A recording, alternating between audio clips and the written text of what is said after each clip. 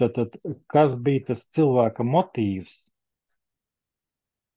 ka viņš izvēlējās darīt to, ko viņš izvēlējās? Es runāju par dārzu, par viņa atrašanos ēdienas dārzā. Kas bija tā, kas bija tas motīvs galvenais, kā mēs to pēc tam redzam? Tajā brīdī mēs to tā īsti tur nevaram ieraudzīt, jo mēs runājam, ka tas viss ir uzrakstīts ļoti, ļoti lakoniski. Grēkā krišana tur ir burtiski 6 panti Bībelē. Es domāju, ka viss tas notikums ir sarežģītāks, respektīvi nav tik dažās frāzēs. Tātad, kas ir tas slepenais motīvs? Patiesībā tas ir otrais jautājums. Jā? Kāds var atbildēt? Motīvs jau bija tāds, kad cilvēks gribēja pats izvēlēties dieva lomu, būt kā dievs, noteikt, kas ir labs, kas ir slikts, pēc saviem standartiem. Un principā šis kārdinājums, šī vēlme būt kā dieviem, tas arī bija tas iemesls. Protams, tur arī bija šis kārdinājums, kā mēs pēc tam noskaidrojam, ka tam, es pēc tam mēs vēl otrā grupā pārunājām par to, ka viņi jau bija dieva radīti bez nekādiem, teiksim, mūsu pasaulīgajiem visādiem pilno galvu ar drazām, bet tā vai tā šis kārdinājums nostrādāja. Tad es iedomājos, cik mums apkārt ir kārdinājumi, cik mēs tiekam kārdināti. Tā kā, jā, paldies. Jā, es varbūt ne par to motīvu vairāk, bet par to, par to, nezinu, kļūdu vai izvēli, vai, ka viņi droši vien sāka prātot savā prātā, apšaubīt to, ko teicis ir Dievs, vai tiešām tā ir patiesība. Un šis kārdinātājs vēl pastiprināja, vēl uzjundīja šo domu, to varbūt arī nav, kā Dievs teica, jā. Respektīvi,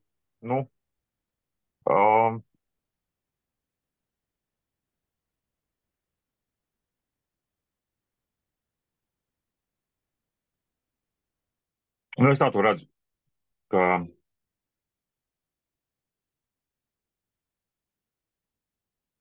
arī pie bērniem, ja, pieņemsim, tu viņam pasaki, nebāz nagus rozetē, lūdzu, tas ir ļoti slikti beigties, ja.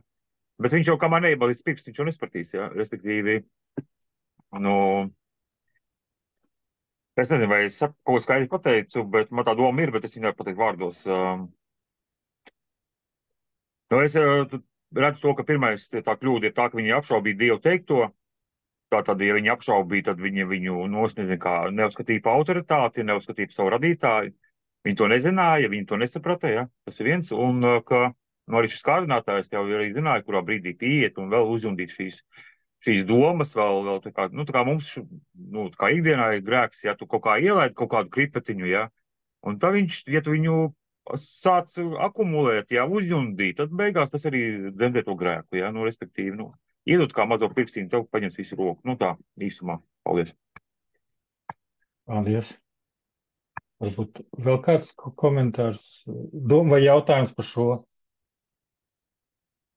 Man tikko tā atnāca tas, kad tu, Kaspar, runāji par bērniem, tad, arī tas kad Dievs deva brīvo gribu cilvēkam, tāpatās kā bērnam, tu pasaki, bet tu arī dod šo brīvo izvēli, iebāzt tos pirkstus tajā rozetē vai nē. Bet no otras puses sanāk, ka, kamēr viņš tiešām nav iebāzis, viņam tā kā neatnāk tas. Tikai, ka tu pateiksi nedrīkst, skaidrs, nedrīkst, bet pēc tam sākas, jā, tas vai tiešām tur būs tik slikti, ka es ielikšu tos pirkstus, vai nebūs, un beigu beigās, tā izvēle noved pie tā, ka tu neklausi, jā. Paldies. Jā. Īstenībā šī frāze, vai tiešām Dievs tā teica, ir tik ļoti populāra. Varbūt, ka viņi negluži tik burtiski skan. Vai tiešām tā nedrīkst darīt, jeb tā jādara? No vienas puses, protams, ka analizēt un pārdomāt kādas norises, tādas lietas, tas ir pozitīvi. Bet ir kaut kas tāds, ko varbūt vienkārši jāpaklausa. Un runājot par bērniem, tas ir ļoti izteikti. Jā. Tādā ziņā, ka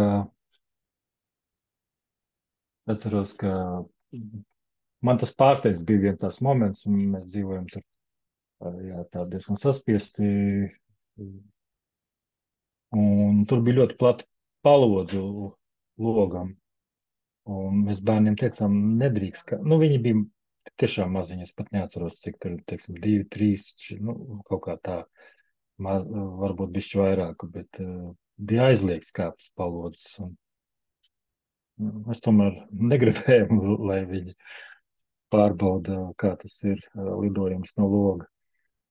Un es atceros vienu tādu momentu, ka tas burtiski iepriekš to, es katru reizi jau ik pēc pusstundas viņam to nesaku, bet bija tas pateicis, un viņš saka, jā, uz palodzes kāpt nedrīkst. Un tajā pašā brīdī viņi to dara.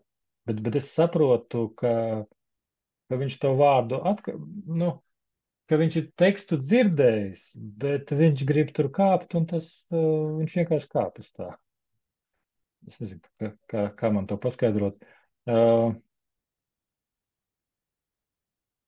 Respektīvi, nezinu, kā viņš kaut kā neatiecina uz sevi vai vēl kaut ko, bet burtiski acu priekšā to dara, un es saku, hei, vai tas, ko es biju teicis iepriekš? Viņš saka, jā, nedrīkst kāpt uz palodzes, un viņas uzkāp.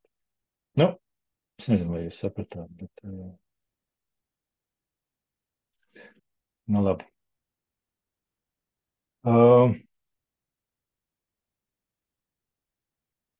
Tātad par tām 3 lietām, vai kāds gribēja vēl kaut ko piebilst attiecībā uz šo, uz cilvēka, to motivāciju?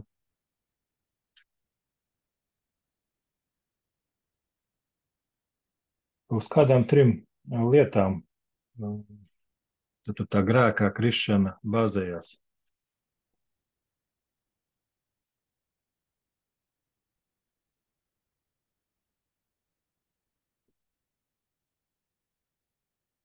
Ilona, tu esi tur?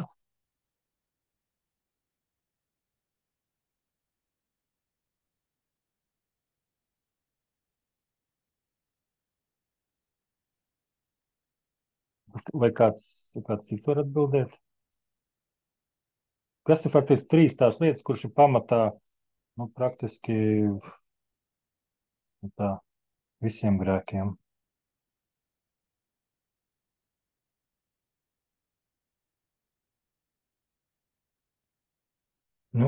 Ja ir piemirsies, es atgādināšu, tātad no Jāņa 1. vēstules 2. nodaļa, 16. pāns, jo viss, kas ir pasaulē, miesas kārums, acu kārums un dzīves lepnība, tas nav no Dieva, bet ir no pasaules. Un attiecīgi tajā 1. mūža grāmata 3. nodaļā, 6. pantā ir rakstīts, un sieva redzēja, ka koks ir labs, lai no tā ēstu, un ka tas acīm ir tīkams un iekārojams to uzskatot. Tātad gan lai ēstu, gan acīm tīkams un iekārojams. Tātad miesaskārība,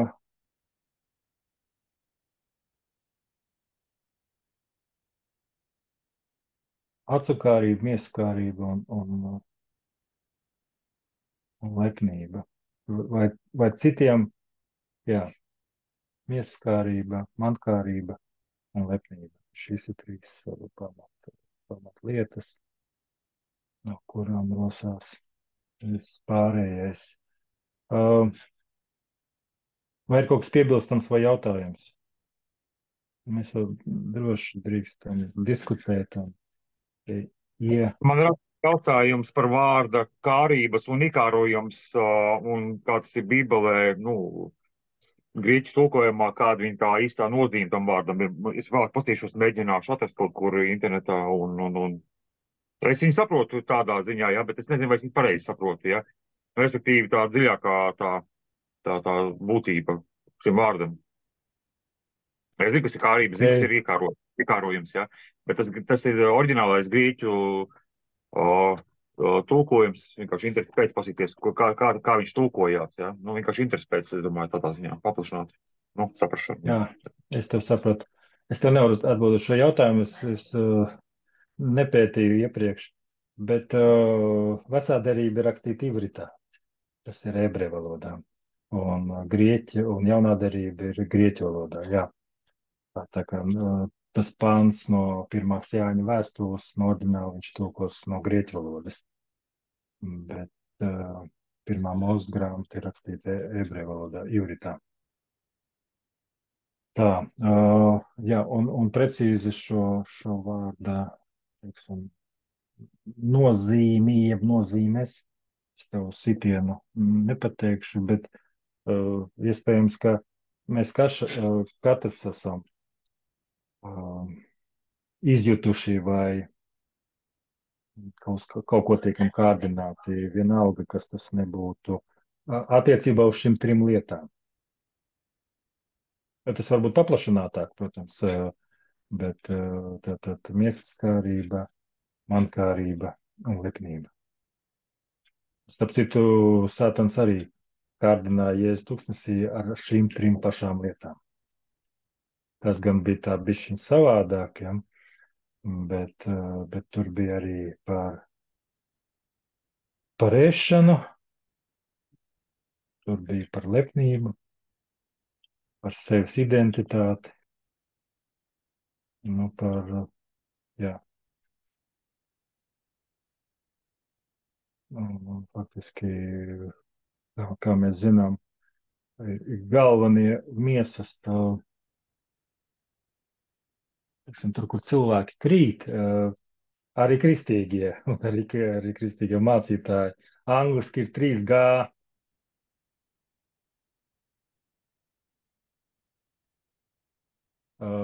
Girls, kas ir meitenes, gold, kas ir zelts, un glory, kas ir godināšana. Iegūt savu reputāciju, iegūt savu stāvokli un tā tālāk. Tātad šīs lietas ir bieži, tur ir normāla, normāls ģimenes tev kaut ko darīt, bet tas ir vienmēr atvērtas durvis uz kārdinājumu, iet pāri kādām robežām, iet tur, kur mums nav jāiet. Īstenībā šie jautājumi ir ļoti dziļi un diskutējumi. Mēs faktiski tā diezgan pārbraucam pāri, lai teiksim, to pamatlietu, jo es jau iepriekš teicu, ka kaut vai ar radīšanas ainu, protams, es nezinu, tur būtu bezgalīgi daudz ko pārunāt un diskutēt, bet tur vairāk nāktu klāt mūsu pašu fantāzijas vai mūsu pašu zināšanas vai to, ko mēs kaut kur esam lasījuši, mācījušies vai vēl kaut ko. Un tāpat tā grēkā krišanas aina, kas tur ir kopumā, tiksim tā, 9 panti, kuros jau ir arī tās sekas, nu tad par to varētu diezgan ilgi un dziļi pārunāt un pārdomāt, analizēt un pētīt. Bet mūsu uzdevums ir tādu tiksim, pamat zināšanas, tādu pamat atziņu par to, kas ir bībeliskā mācība un šajā gadījumā par to izpirkšanas ainu. Labi.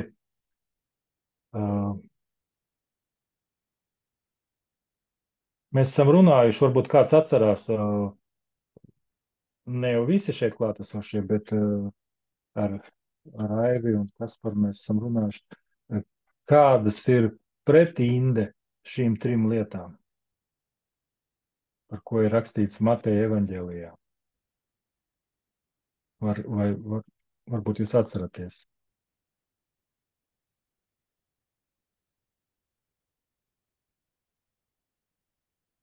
Es vienkārši atgādināšu. Tātad pret mankārību ir došana, ka tu dalies, ka tu esi devīgs, ka tu esi dāsns, tu ziedojies, ka tu palīdzi citiem. Un pret miesaskārību ir gavēnis.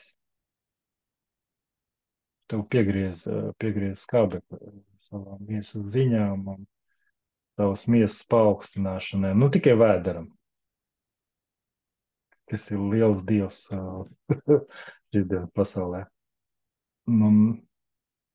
Un trešais ir pret lepnību, ir lūkšana un pielūgsme, ka mēs atzīstam, ka mēs neesam dievi un ka mums ir vajadzīgs Dievs, ka mēs lūdzamies, ka mēs jautājam, ka mēs lūdzam palīdzību un atzīstam, ka mums ir, ka viņš ir pāri mums. Jo lepnība, es būšu kā Dievs, ja? Es pats izlemšu. Šis ir tāds ļoti būtisks moments. Kas varbūt šajā nav, bet vai kāds var nosaukt 7 nāves grēkus? Tas tā ļoti nosacīti, jo Bībelē tas tā nav klasificēts. Bībelē ir rakstīts, ka ir nāves grēki un ir grēki, kas nav uz nāvi. Īsakot, ja jautā, kas ir nāves grēki, tie, kas ved uz nāvi. Un tas tā diezgan, nezinu, nav tik ļoti skaidri uzreiz saprotami. Bet katoļu baznīcā ir tāds 7 nāves grēki, vai kāds var kādus nosaukt no tiem, kas lielā mērā izriet no šiem 3.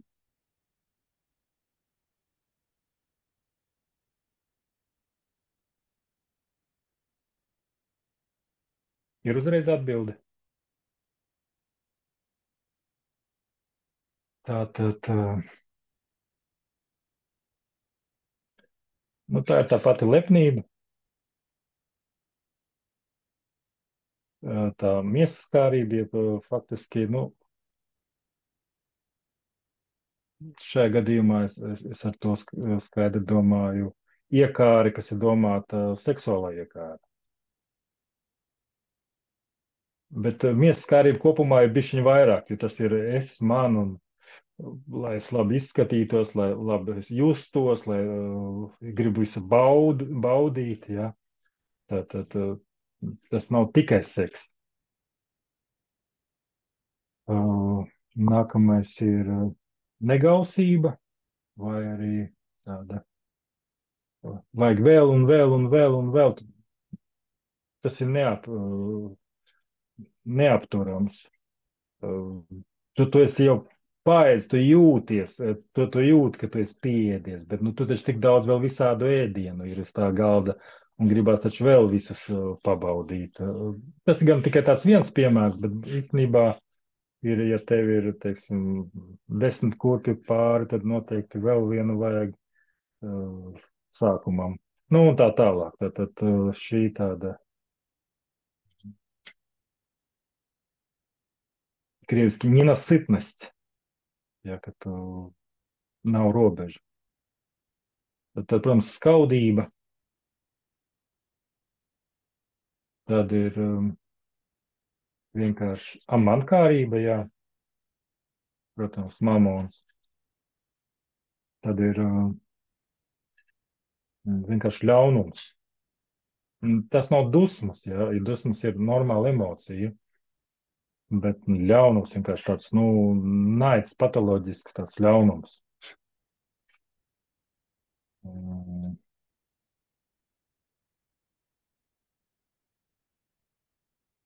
Tiksim, ja mēs iedomājamies tādu pasaku puķi, ja, tad viņš vienkārši ļauns viņā tur. Nu, tagad mūtens, protams, visu cenšas, ir labie puķi, kas tur sadarbojas ar cilvēkiem un tā tālāk, un ir tur mūtene, divas pat laikam puķis, un tad puķis divi. Tur ir, protams, viss, nu, tāpat kā ir labās raganas, labie puķi un viss tā tālāk, viss tiek sagrozīts, bet tā idejiski ļaunums ir vienkārši ļaunums. Nevis, ka cilvēks ir sadusmojies vai viņam ir, nu, teiksim, rūgtums uz kādu, tāda aizvainojums un vēl kaut kas tāds, bet vienkārši tāds patoloģisks ļaunums, kurš ir nogalina vai tur, nu, dara tādas briesmīgas lietas, vienkārši tāpēc, ka viņš to dara, tāpēc, ka viņš tāds ir, nevis to, ka kāds viņam būtu kaut ko nodarījis. Nu, un slinkums. Es nezinu, vai es nosaucu 7, es tā no galvas, es vismaz iezīmēju tos. Un liekas, nu, slinkums, kas tu tāds briesmīgs, ja, bet tu vienkārši neizdari to, kas tev bija jāizdara. Nu, labi, priekš sevis tu tur.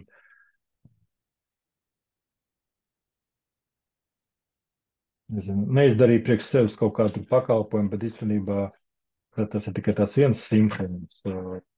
Tas, nu, ko te es tur un vēl. Un faktiski tu neizdari daudz lietas, ko tev vajadzēja izdarīt. Un tas ir grēks Dievacīs. Ne tikai attiecībā uz sevi. Tikai attiecībā uz sevi, bet, nu, diemžēl arī tas ietekmē citus. Labi, tas tā. Nākamā lieta. Tā. Vēl ātri iziesim cauri, ko jau mēs pagājušais faktiski runājām, bet vienkārši atkārtināsim.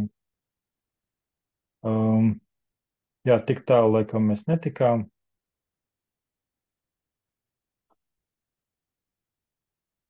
Nu, jā, tas 4. jautājums, tur starp tiem citiem tāds, ja jums ir priekšā tie jautājumi,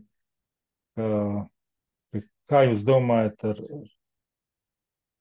kāda bija tā Dieva motivācija un viņa tā sirds vēlme, ko Dievs darīja dārzā? Tā ir no 1. Mūzes 3. nodaļas 8. un 9. pants. Es jūs dzirdu, es vienkārši, man vajag ieslēgt telefons, tad viņš tūlīt izlādēsies.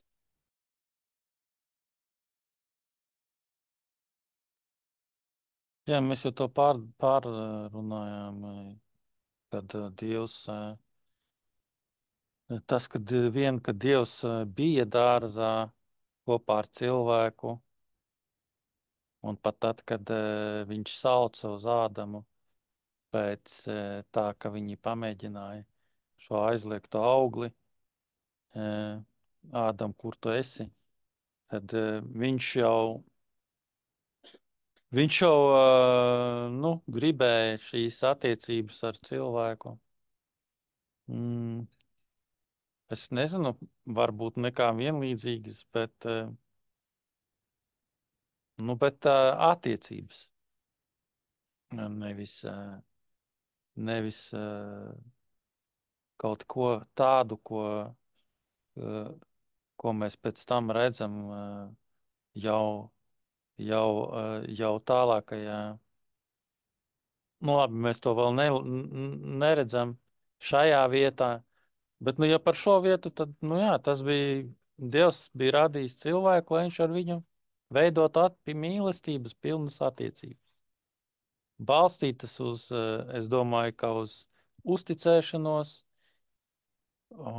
un iznāca beigās, ka šīs uzticēšanās nav, kā mēs redzam. Paldies. Jā, labi. Elīna, ko tu domā par visu šo, ko mēs te pārunājām? Nu, es klausos. Labi. Jā, tā kā man secinājumi nāk vēlāk. Labi. Jā, ok, protams. Nākamais jautājums.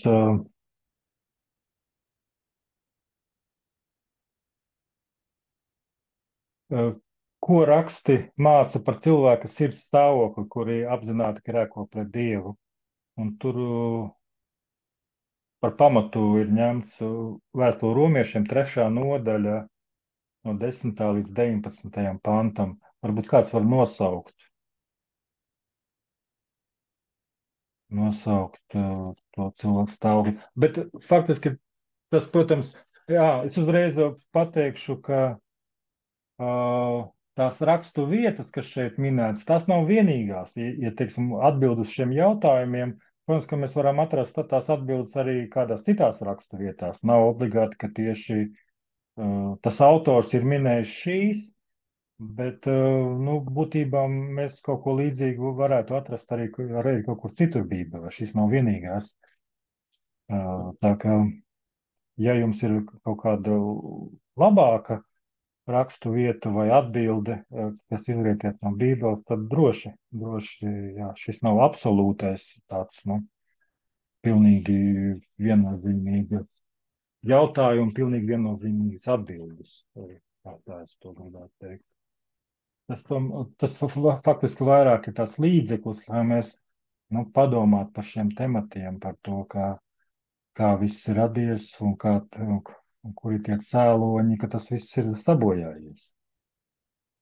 Tā teiksim, un tālāk kādi tie risinājumi. Tad kāds ir cilvēka sirds stāvoklis? Tad vēstule romiešiem 3. nodaļa. Es varu nolasīt. Jā, nolasi lūdzu. Tūlītās 10. pāns. Gluži kā ir rakstīts, nav neviena taisna, it neviena. Ja es pareizi nolasīju. Jā, bet tālāk uz priekšu, tas ir no 10. līdz 19. Nav neviena, kas saprot, neviena, kas meklē Dievu. Visi ir novirzījušies, visi kopā kļuvuši nelietīgi, nav neviena, kas dara labu, it neviena. Viņu rīkle ir atvērts kaps, ar savām mēlēm viņi kļuvuši viltnieki, čūsku inde ir aiz viņu lūpām. Viņu mute ir pilna lāstu un rūgtuma. Viņu kājas steidzas izliet asinis. Posts un bēdas ir uz viņu ceļiem. Un miera ceļa viņi nepazīst.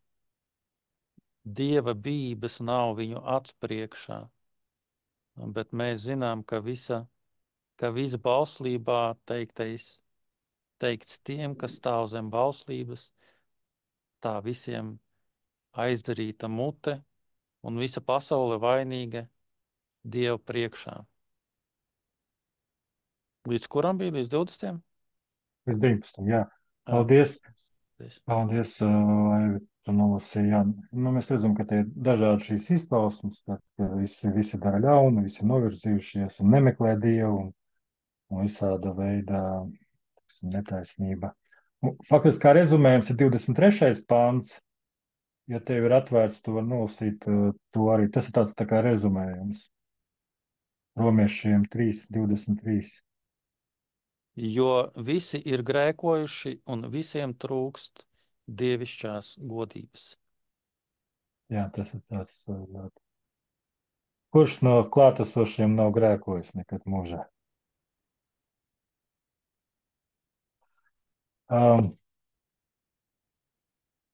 Protams, ka man ienāca prātā vienkārši tāds jautājums, kas nav tā kā no šīs programmas. Ir filozofija vai tādas nostāja, nu, ka redzi, ja mēs neizdomājam problēmas, tad viņu nav. Cilvēki paši sev atrod par kaut ko apsūdzēt, un tad viņi to mokās, un tad viņi mēģina nu, kaut kā no tā tikt vaļā. Respektīvi, ja tu tur neredzi problēmu, tad tev viņas arī nav. No tā doma, ka visu, ko es daru pareizi. Ja kā, nu, faktiski nav tāda grēka jēdziena. Nu, mūsdienu daudzās tādās ideoloģijās ir to, ka vienkārši cilvēks nav pietiekami labi attīstījies.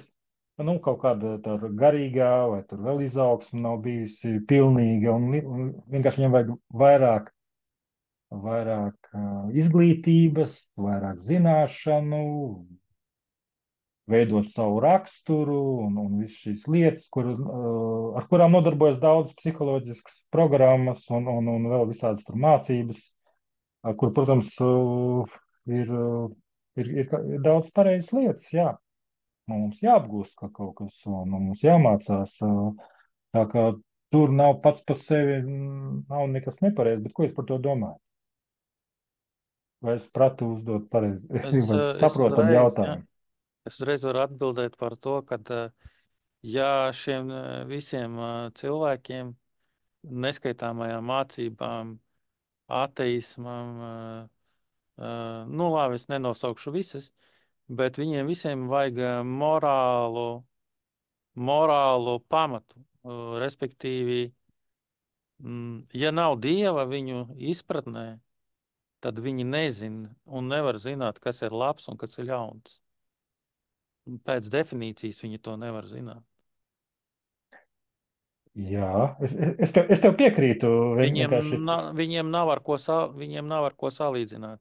Vai nav ar ko, nu, viņi var izdomāt, nu, Hitlers var izdomāt, ka labi bija nogalināt ebrejus, un viņam likās, ka tas vajag poršā ideja. Un, ja nav šī standarta, tad mēs katrs varam izdomāt jebko, kas ir labs vai kas ir slikts. Nu jā, es pats esmu sev likums. Jā, paldies. Es pats esmu sev likums, un priekš kā man par sevi kaut ko nosodīt, kaut ko tur dzīvot kaut kādās morāles mokās, un tur vēl kaut ko, es daru, kā es gribu. Nu, protams, pietiekami gudrs, lai nebrauktu katru reizi sarkanās gaismas, jo, nu tomēr es sargāju sevi. Jā, es sargāju sevi, bet īstenībā man tā visi tie likumi un tā tik lielā mērā, ka kamēr man tas nekaitēs, es daru tā, kā es gribu. Nu, ir cilvēki, kas apmēram tā domā. Ja,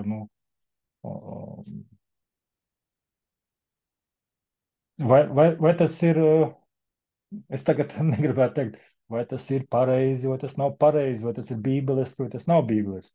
Es gribu vienkārši jautāt, vai tas ir saprātīgi tā domāt. Nu, apmēram tā, ka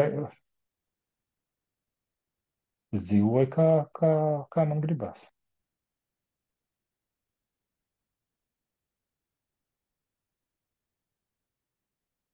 Nu, varbūt neprecīzs jautājums.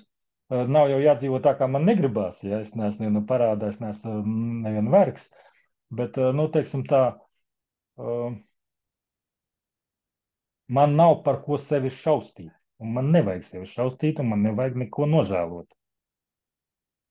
Es kaut kur šodien arī garām skrienot Facebookā izlasīju kaut ko tā, ka nevajag ne par ko atvainoties. Nevajag neko pierādīt, jo es neesmu ģeometriska ģeometriska formula, ka man kaut kas jāpierāda. Kā jūs to atbildētu?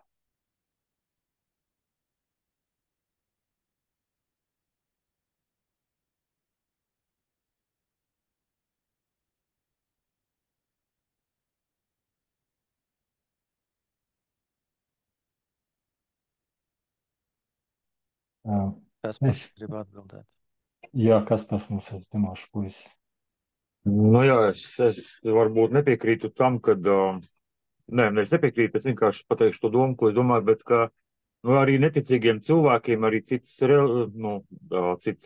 reliģijas cilvēkiem, da jebkurā gadījumā, ja mēs tā pastamies, viņiem tomēr ir sirdsapziņa, un tad man jautājums, kurš to sirdsapziņu tad ir devis, ja? Mēs tad zinām atbildi, ja?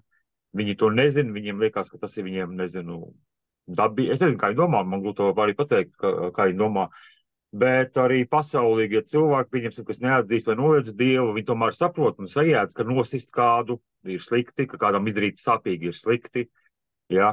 Aizvest miskastu uz mežu ir slikti, nepareizi, ja? Un tomēr viņiem ir šis jau Dieva ieliktais kaut kāds potenciāls, un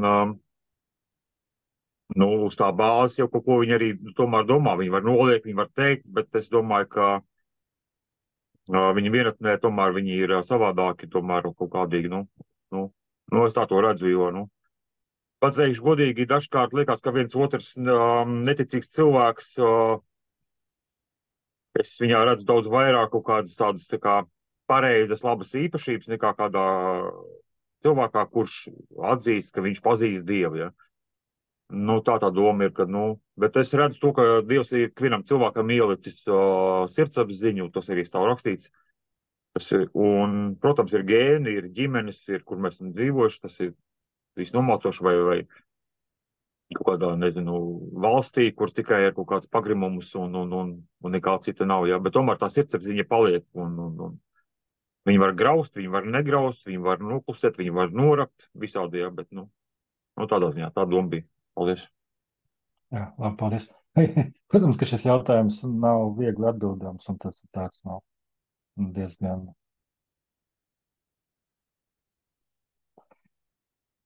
bieži pat teiksim tā, tādu ļoti konkrētu atbildi grūti teikt.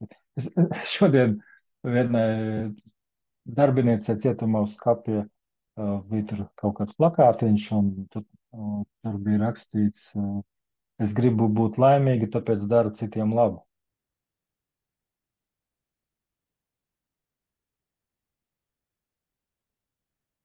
Man tas tā uzrunāja. Jā, labi, iesim tālāk par šo pašu.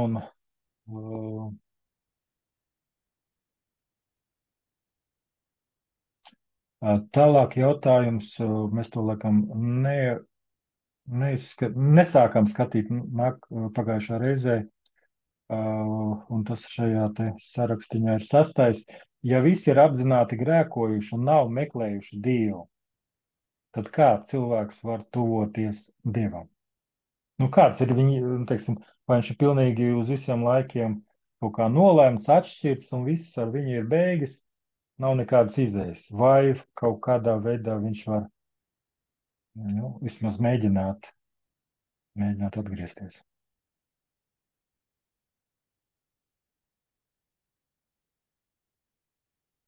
Vai ir kādas domas par to?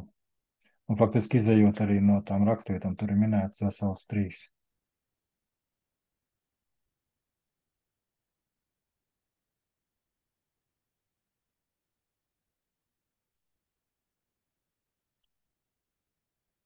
Tā, labi.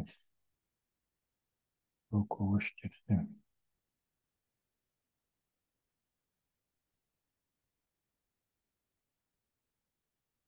Vai jums izdevās kaut ko atrast, izlasīt? Jūs taču mājās to skatījāties, vai ne?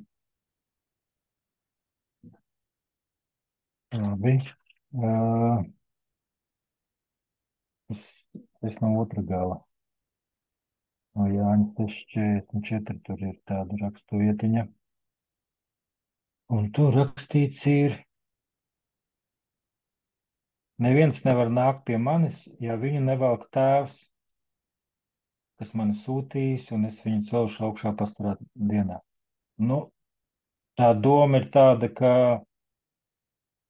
Dievs pats velk cilvēkus, vai mēģina viņus. Lampa apgāzās. Vai mēģina viņus pašus, teiksim tā, atrast un uzrunāt.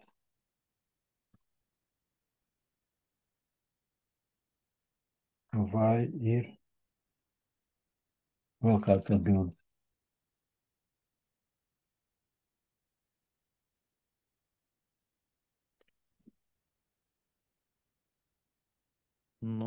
Jā, kā ja mēs tagad skatāmies tīri no Bībeles studiju viedokļa, tad studējot Bībeli, protams, kad mēs zinām, kad mēs visi esam iepazinuši Dievu no viņa žēlstības, un ne tāpēc, ka mēs esam ļoti dzirdīgi, vai labāki kā citi, vai pareizajā ģimenē auguši, vai es nezinu, vēl kaut kāda iemesla pēc, bet tāpēc, ka Dievs mums kaut kādā momentā ir sagatavojis līdz tādam līmenim, lai mēs viņu varētu sadzirdēt. Viņš mums ir izvilcis ārā no tā grēcīgā cilvēka, un mēs jau paši atceramies, kad ja ka mēs visi jau domājam, ka mēs jau esam labi. Kā mums teica kaut kāds, man jau nevajag Dievu, es tā īpaši neko sliktu neesmu izdarījis. Un tāpēc mēs jau, kamēr Dievs mums to neparāda, ka mēs esam grēcīgi, mēs jau domājam, ka viss ir īstenībā kārtībā, un es dzīvoju, kā dzīvoju, un viss ir forši. Un tā kā tas, ko mums Dievs parāda, un kā viņš mums uzrunā, katru savā veidā, citreiz mums vajag nomest zemē uz ceļiem, lai domāju, ka Kaspars par to var pastāstīt.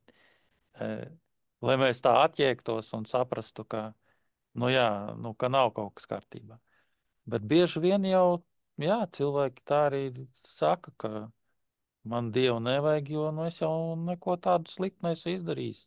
Negrēkoju un viss ir kārtībā. Tā kā, Dieva žēlstība ir tas, ka viņš mums spēj, nevis spēj, bet grib savā mīlestībā, lai mēs varētu viņu sadzirdēt, iepazīt un veidot šīs attiecības. Paldies! Jā. Jā.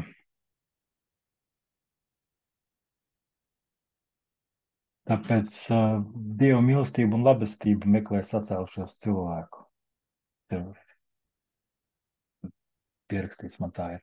Dieva mīlestība cenšas no visas sirds pārliecināt tas cilvēks par grēku un velk tos sev tuvāk.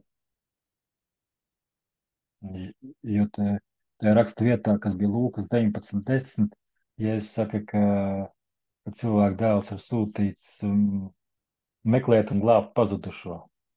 Tad faktiski Dievs pats meklē sadumpojušos cilvēku, ir novirzījušos uz tā sava ceļa, kas, diemžēl, ved uz iznīcību. Jo tad, kad cilvēks pats kļūst par Dievu, cenšas kļūt par Dievu, tad tās lietas ir tādas skardas.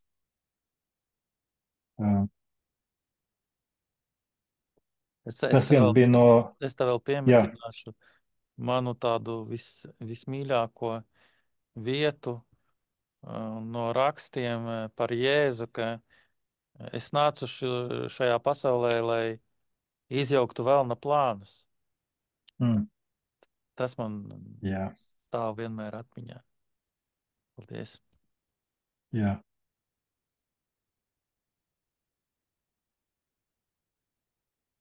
Un tāds kā rezumējums, jā, Dievs ir devis katram cilvēkam brīvu gribu, izvēlēties viņu, un tas ir dzīvību vai atsacīties no viņa apgādības un mirt. Vai ir kaut kādi komentāri, jautājumi par šo iebildumi?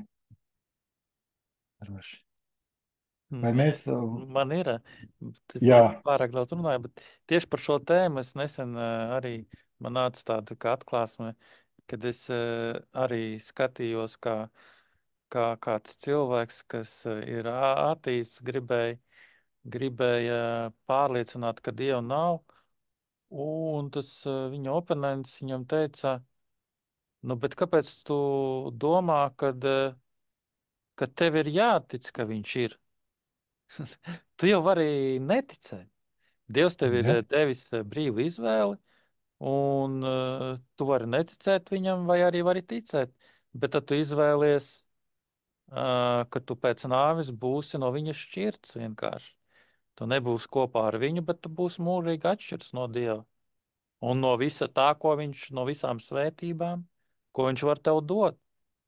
Bet ja tā ir tava vēlme un tāda tā kā apzināta izvēle, nu tad Dievs tev to neizliec darīt.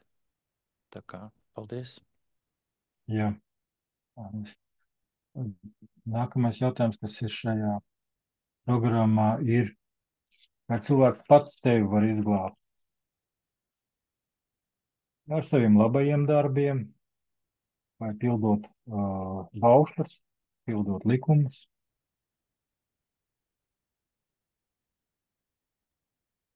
Kā mēs tur lasām, izējot no šiem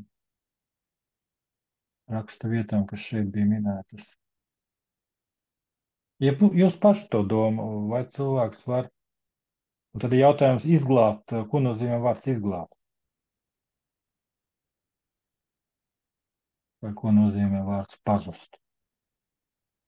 Būtībā dzīvot var diezgan labu dzīvi, jaukas ģimenes un labs, teiksim, darbs, labs, teiksim, biznes vai vēl kaut kas tāds. Un cilvēks tur baigi nenopūlās tur ne ar bībeli, ne ar baušļiem, ne ar ko viņš. Kā esmu dzirdējis, galvenais, nevajag tur ticēt Dievam, bet galvenais būt labam cilvēkam.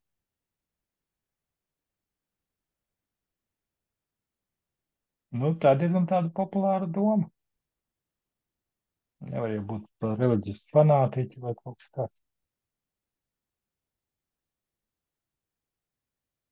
Ko jūs tam teiktu, piebilstu, piekristu, oponētu?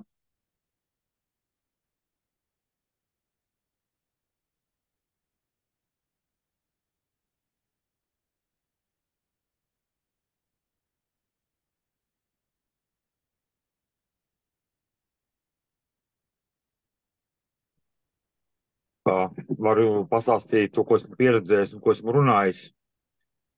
Es kādai māsai uzjautāju, vai viņa domā, ka viņa ar saviem darbiem tiks tā kā glābta, paklausīta un tā.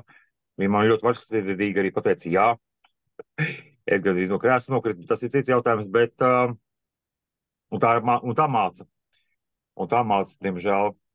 Ja, un respektīvi, es gribu teikt arī to otru lietu, kas ir īpaši šiem cilvēkiem, kas ir dzīvojuši okupācijas laikā, kuri ir pieraduši, dzīvojuši bez Dieva, tas ir numur viens, dzīvojuši sasniedzot visu tikai ar smagu spēku, ar darba spēku, tikai to, ko viņi paši var izdarīt, ja. Un, respektīvi, ļoti man žēl šos cilvēkus ir, un tikai Dievs var pārmainīt viņu domāšanu, ja, bet ka viņiem grūti ir pieņemt, ka viņi kaut ko dabūn par brīvu, ja. Respektīvi, es māsai arī palīdzu, tur nav svarīgi kas, bet viņiem man tā arī tā saka, nu, es nevaru pieņemt, jo man liekas, ka, nu, tas tā nevar būt, ka vienkārši tā cilvēks var tev kaut ko iedot, un tā, jo, tā kā jānopelna ir, ja, bet, protams, Bībelē māca mūs savādāk, ja. Un kaut kur jānonāk, droši vien, nu, nezinu, vai pazemībai ir jānāk, vai arī kaut kāda augstprātība tur ir, kad, nu, līdz tam brīdim jānonāk, ka tu saproti, ka, nu, viss, nu, tu vairs neko nevar ne ar labiem darbiem, ne sliktiem darbiem, ne ar kādiem darbiem, jo tu vairs neko nespēj ietekmēt, un, respektīvi, vienīgais, kas ir, tas ir tas kungs, kas ir debesīs, jā. Respektīvi, līdz tam ir jānonāk kaut kā droši vien, jā, jo, nu, kamēr arī es nesapratu savā dzīvē, kad es vairs kaut ko nevaru ietekmēt, vai nu viss, ko es varēju, to es izdarīju, tas viss bija slikti beigās, jā, vai nav vairāk, jā. Nu, respektīvi, nu, teiksim tā, man nebija variantu. Jā, jo cilvēcīgi es vienkārši sapratu, ka, nu, pie cilvēkiem iet bezjēdzīgi, jā, kaut ko tādas lietas, nu, un tā. Tā kā es nezinu, vai visiem jānonāk līdz kaut kādai krīzes situācijai, jā, bet, nu, dažiem tādiem sturgalvīgiem cilvēkiem kā man, acīm redzot, jā. Bet es domāju, nu, jā, tas, jā, pilnīgi piekrīt, ka, nu, nevis piekrīt, bet es nevaru nepiekrīst, jā, ka ne mēs atradām Dievu, bet ka Dievs atrada mūs, jā, un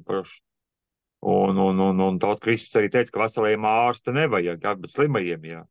Un farizēji jau bija taču gudri mācīti ļaudis un augstās skolās, un visi viņi zināja, un visus rakstus zināja, un visus baušus zināja. Bet viņam nebija, kas viņam nebija. Nu, viņam bija mācība, jā, bet nebija Dieva. Un es tā to redzu, nu, nebija Kristus, nu jā. Nu, bet tajā laikā viņš jau bija. Nu, labi, tas tā, nu tā, īstumā, jā, no pieredzes. Paldies. Labi, paldies. Protams, ka cilvēks var dzīvot dzīvi, nedomājot par Dievu, vai arī tur mazliet kaut ko vai kā. Nu, viņš var nodzīvot un dzīvot pietiekami, teiksim, tādu pārtikušu un no cilvēciskā redzes viedokļa diezgan veiksmīgu dzīvi.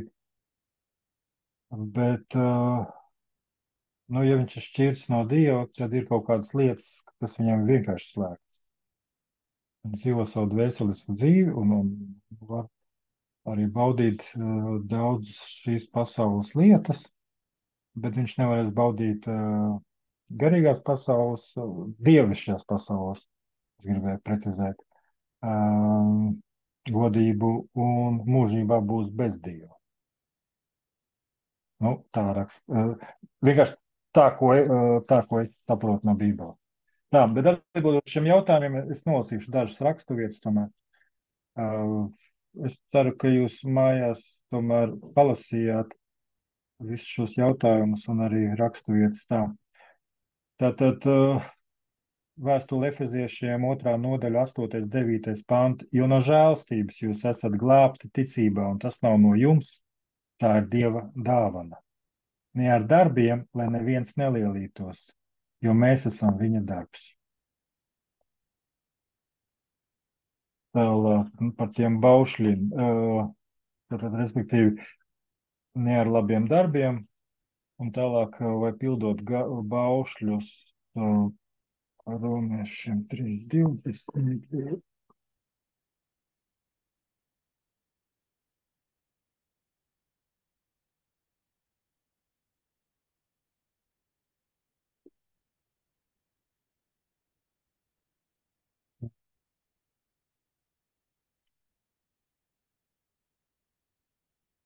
Jo ar bauslības darbiem neviens cilvēks nevar kļūt taisns viņa priekšā, jo bauslība dod grēka atziņu. Tātad, kāpēc ir doti baušļi? Lai mēs varētu zināt, kas ir labs, kas ir slikts. Un, jā, tātad bauslības mērķis ir parādīt tos kritērijus, jā, Dievu likumus, orientierus dot. Lai cilvēks zinātu, kas ir labs un kas nav labs. No tāda aspekta, ja, no likuma. Tālāk tāds ļoti būtisks jautājums. Tātad mēs tik ieskatījāmies pasaules radīšanu, cilvēka radīšanu, kurš radīts pēc Dieva tēla un līdzības. Un tad cilvēka grēkā krišana un viņa stāvoklis pēc tā. Un tālāk tad ir jautājums, tātad cilvēks ar saviem centieniem nevar atgriezties atpakaļ attiecībās ar Dievu. Viņš var censties pildīt kaut kādus likumus, ja? Bet attiecībās ar Dievu, jo, kā mēs runājam, Dievs ir persona. Tas nav vienkārši morāls kodeks. Tad ir tāds jautājums, kā vecajā derībā cilvēki varēja sevi attīrīt no grēkiem un kļūt taisni Dievu priekšā. Vai kāds apskatīja to atbildi? Kā vecajā derībā bija dota, teiksim, tā izeja, lai cilvēks salīdzinātos, teiksim, ar Dievu.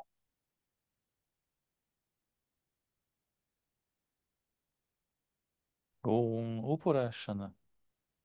Jā, tad dzīvnieku upurēšana. Un es ceru, ka jūs tur palasījāt, tur tās rakstu vietas. Faktiski tur tā būtība bija, ka, nu, ja tu esi izdarījis pārkāpumu, nu, tev ir jāsalīdzinās. Nu, pieņemsim, ja tu esi izdarījis pārkāpumu cilvēkam, nu, pieņemsim, tavs āzītis pastaigājies pa kaimiņa dārzu un tur, nu, kaut ko tur apēdis, nograuzis, nomīdījis vai tur vēl kaut ko. Ja tavs bullītis tur gājis un apgāzis sētu un kaut kas tur tā, tad ir ļoti vienkārši. Tu kompensē. Un tas ir vecās derības likums, acis pret aci, zobs pret zobu. Tas nenozīmē, ka nu, uzreiz tā pirmā aina, ko arī es tā vizualizēju, stāv divi vilki ar purniem viens otram pretī un zobs pret zobu, acis pret aci. Nē, tas tā nav domāts, bet tā ideja ir tāda, ka ja es esmu izdarījis kādam, teiksim, to kaitējumu tādu un tādu, tad ekvivalentes viņam atmaksāju. Un, protams, ka tas bieži nav tā viegli izdarāms. Pieņemsim, ja tas fizisks kaitējums, es tur, nu, pieņemsim, esmu kādu traumējis. Nu, es tur jāju, teiksim, pieņemsim ar zirgu un notriecu kaimiņa bērniņu, un, nu, tas bērniņš tagad ir tur, nu, teiksim, tā invalīds. Nu, kā es viņam? Tad ir kaut kāda tā kompensācija, ko es maksāju tam kaimiņam par to viņa bērna sakropļošanu. Ja? Nu, tā doma, ka respektīvi adekvāts atdarījums. Katoļiem ir tās vārds gandarīšana. Un manuprāt, ka tas ir labi. Pieņemsim, kur tā filozofija, ja tu uzkāp, nu, pieņemsim, ja tu izdari kaut kādu kaitējumu, tur samīci kaimiņa mašīnu, nu, tu viņam atmaksā to remontu. Ja? Nu, tagad labi, visu to apdrošināšanu sedz, bet, nu, jūs sapratāt to domu. Tātad tu kompensē viņam zaudējumu, bet ir jau daudz lietas, kuras tā nevar kompensēt. Nu, pieņemsim, tu uzkāp kaimiņam uz kājas, nu, parasti saka, nu, piedod. Nu, it kā ar to pietiek. Bet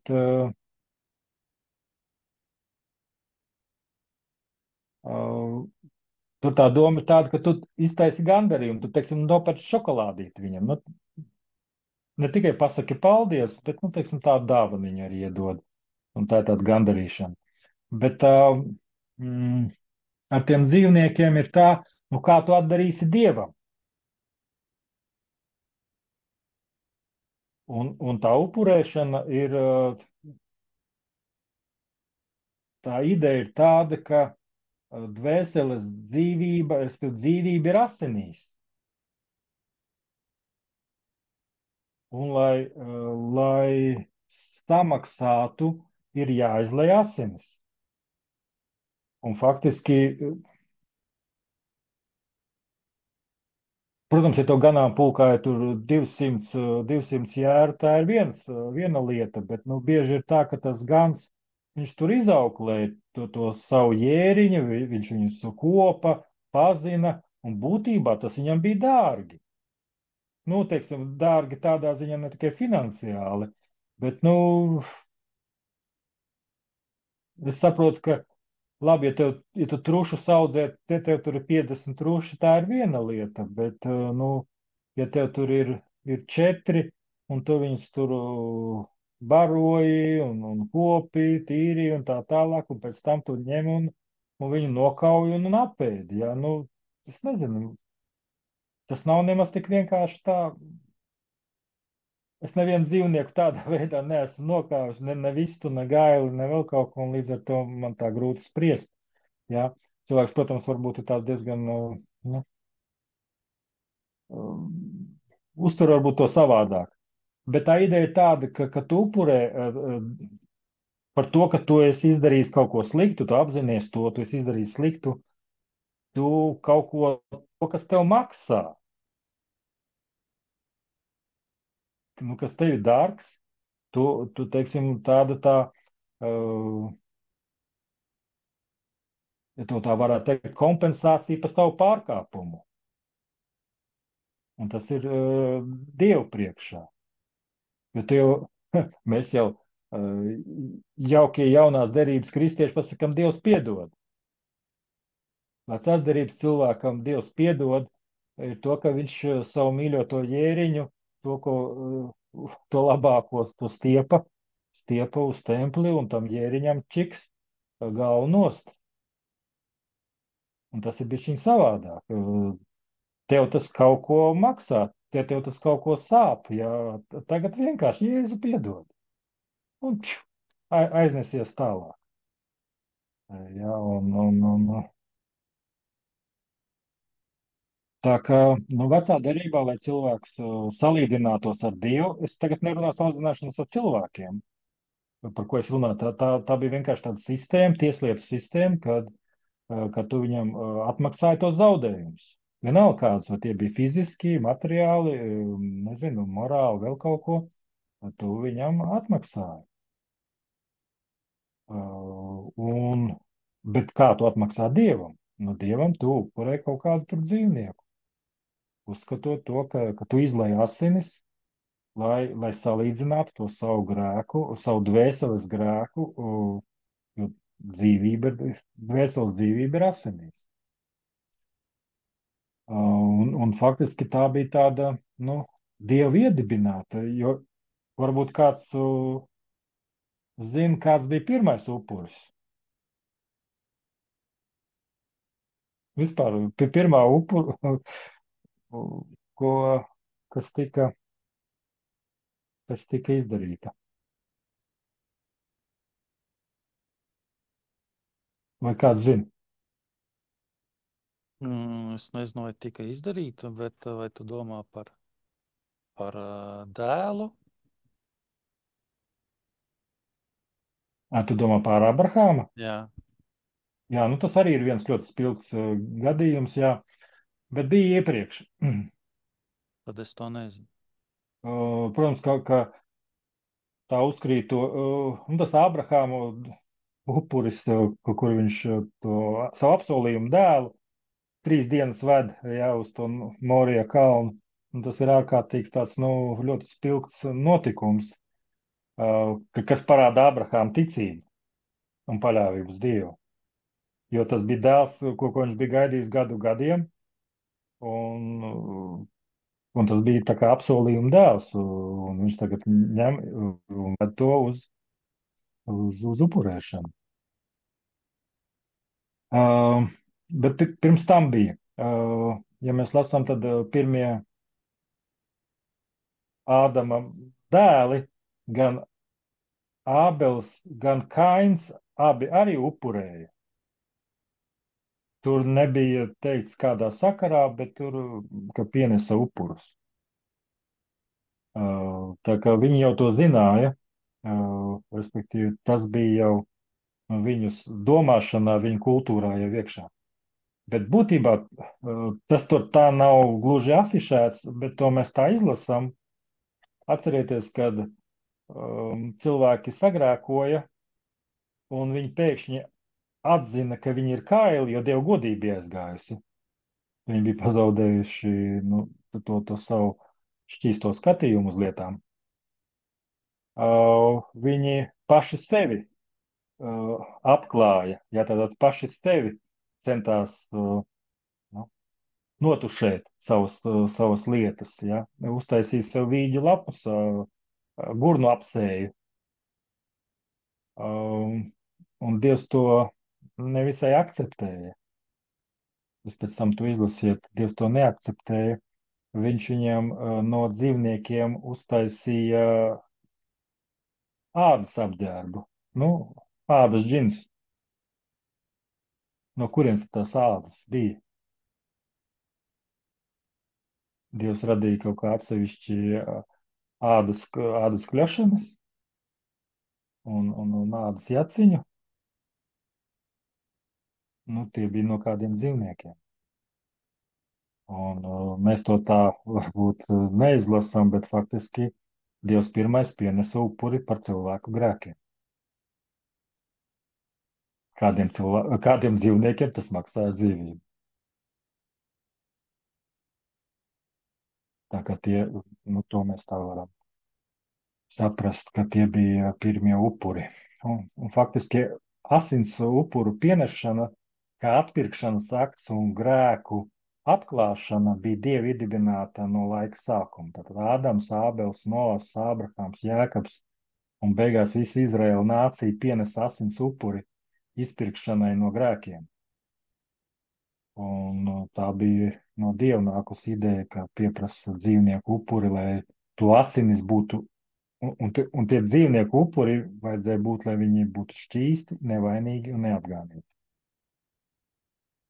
Jo tur, nu labi, kaut kādu kropus, tur tajā barā piedzimis kaut kāds tizls dzīvnieks, un tāpat viņš nekam nederīgs. Jā, nu labi, šeit tev Dievs priecājies. Nu, tā tas krastā negāja. Tas netiktu pieņemts par upuri, jo tas bija, nu, teiksim tā, to, kas tev nevajadzīgs, на тебе Боже. Что мне не пригоже, на тебе Боже. Tā, nu, tā tas neiet krastā. Nu, un ko Jēzus nāca izdarīt?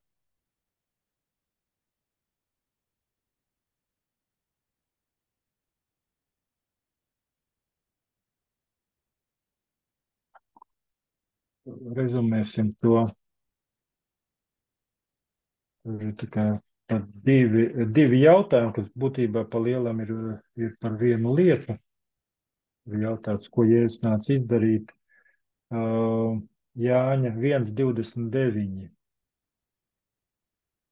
Nākamā dienā Jānis, tas ir Jānis Kristītais, ierauga nākam Jēzu un saka, redzi, Dieva jērs, kas nes pasaules grēku.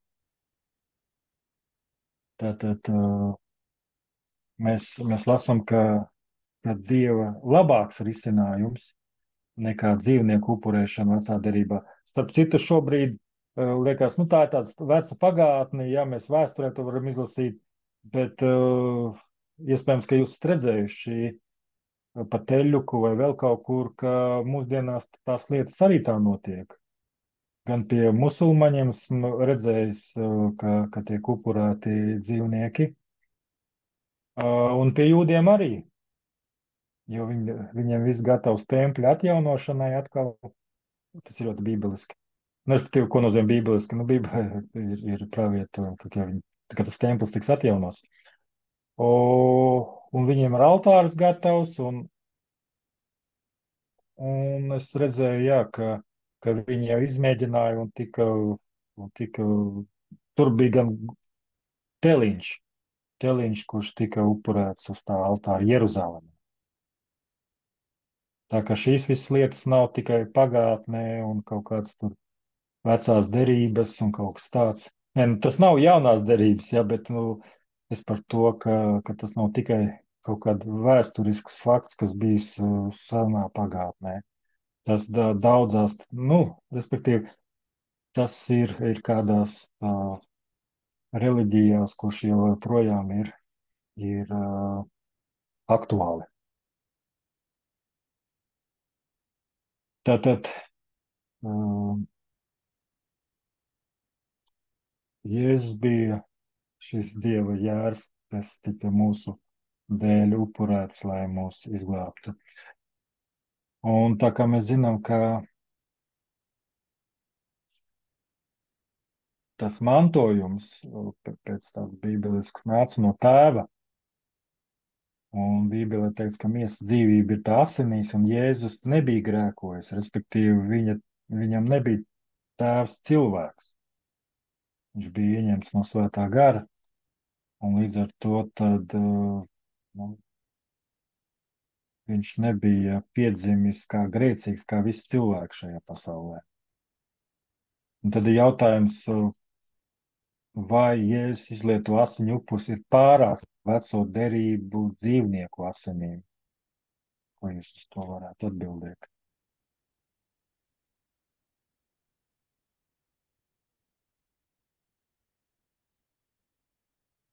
Un arī ar ko tas varbūt atšķiras? Nu, ja man nāk prātā, kad Jēzus samaksāja par arī mūsu vēl turpmākiem grēkiem, par visiem, tad tas, nu kā teikt, apklāja visus mūsu grēkus. Bet vecajā darībā tev šis upuris bija jāpienes ik reizi. Tā kā, Jā, ok, jā, labi. tā kā Ir šis vēl kaut kāda? pilnīgāks upuris noteikti. Jā, Un ar ko viņš atšķirās? Atšķirās ar to, kad nu, šis upuris, labi, es varbūt nesapratu pareizi, bet es pateikšu, ka nu, atšķirās ar to, kad Jēzus jau samaksā par mūsu grēkiem, un mēs viņu pieņemam kā šo upuri, bet viņš jau turpina darbu pie mums, un viņš turpina mūs tuvināt Dievam. Ne tikai nodzēst mūsu grēkus, bet arī viņam ir šī jaunā misija vai jaunā derība, kas ir, lai mēs saprotam savu grēcīgumu, lai mēs tā vairāk nedaram. Paldies! jā, labi, paldies.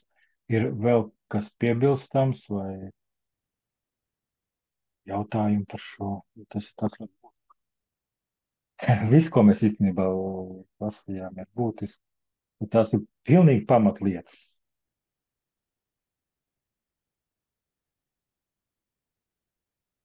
Ok. Labi. Ja kaut kas tā līdz galam vēl īsti nebija saprasts, iespējams, ka vajadzīgs arī laiks, protams, bet jūs vēlreiz varat izlasīt tos jautājumus un tās raksturvietas un padomāt, faktiski, ar ko tad atšķīrās. Es izlasīšu, kas minēta te raksturvietā, Ebrejiem 9, 13, 14. Jo, ja āžu un vēršu asinis un jaunas govs pelni apslakot sagānītos šķīsta miesas šķīstībai, cik daudz vairāk Kristus asinis, kas mūžīgā gara spēkā pats sevi ir bezvainīgi upurējis Dievam, šķīsta mūsu sirdsapziņu no nedzīviem darbiem, kalpošanu dzīvajam Dievam. Nu, te ir teikts, ka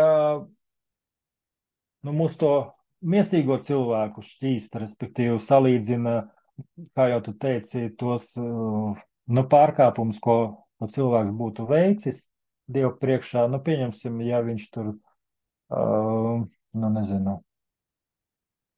paskatījās pornogrāfiju, ja viņš tur aiznes savu iemīļoto jēriņu un nokauj, es kā tāds salīdzinām, ja, nokauj Dievu priekšā, līdz ar to, tā viņas filmas skatīšanās tiek, Dievs tiek, piedod viņam. Es tā saliku kopā pagātnē ar mūsdienām. Protams, neviens tā nav darījis, laikam. Tad tad Jēzus asinis ne tikai apklāja un šķīsta no šī izdarītā grēka konkrētā, bet izdara daudz vairāk. Te ir teikts Ebrejiem 9.14, ka šķīsta mūsu sirdsapziņas no nedzīviem darbiem, kalpošanu dzīvajam Dievam. Bet būtībā ir tā, ka atpirkšana, jo šeit figurē tas vārds šajā mācībā atpirkšana, ka vecajā derībā tie cilvēki tika atpirkti, jeb samaksāti par tiem grēkiem ar upuriem. Viņi salīdzinājās, pienesot upurus, tad Jēzus upuris ir daudz vairāk nekā tikai grēku piedošana. Bet tā ir atbrīvošana no grēka, no slimībām, no lāsta. Jo mēs lasām, ka Jēzus uznesa savā miesā visas mūsu vājības, visas mūsu slimības un grēkus un kļūst par lāstu mūsu vietā. Īstenībā ir ne tikai, mēs te bieži vakarēdienu veicot, mēs pateicamies par to, ka Jēzu Kristu ir piedoti mūsu grēki, jeb atklāti, ja mēs esam tādā veidā atpirkti no bauslības lāsta. Bet ir kaut kas vairāk. Ir ne tikai salīdzināts par mūsu pārkāpumiem, bet mēs esam darīti citi cilvēki, un mums ir vienotība ar Dievu. Tātad, un kā te es lasīju Ebrejiem 9.14, ka gara spēkā šķīsta mūsu sirdsapziņas un kalpošana dzīvajam Dievam. Te ir arī tās garīgais aspekts, ka mēs kļūstam par Dievu bērniem. Ir ne tikai samaksa par grēkiem, bet mēs esam atpirkti no visas šīs atšķiršanas no Dieva, kas ir daudz vairāk. Un kā jau to Aivi teica, ka tas ir viena šī upurēšana bija uz visiem laikiem, gan par to, ko mēs bijām darījuši, varbūt ļoti senā pagātnē, tagad. Faktiski tas upuris arī uz priekšu ir izdarīts, bet tā doma ir nevis, ka tā ir indulģence. Tā nav indulģence. Ja cilvēks ir grēkojis, viņam ir to jānožēlo un jāsalīdzinās ar Dievu, atzīstot un nožēlojot to un atgriežoties no tā. Tālāk, fundamentāls jautājums, kas tad ir tā jaunā derība?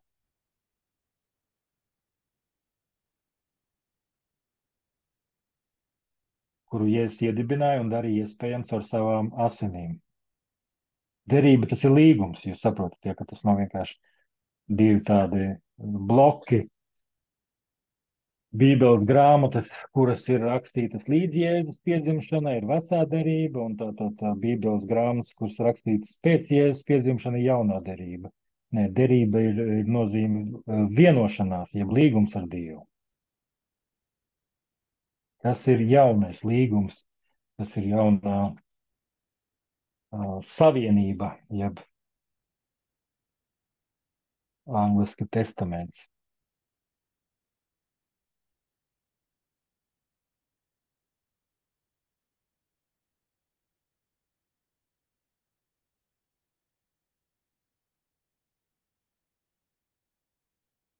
Vai jūs neesat lasījuši ko?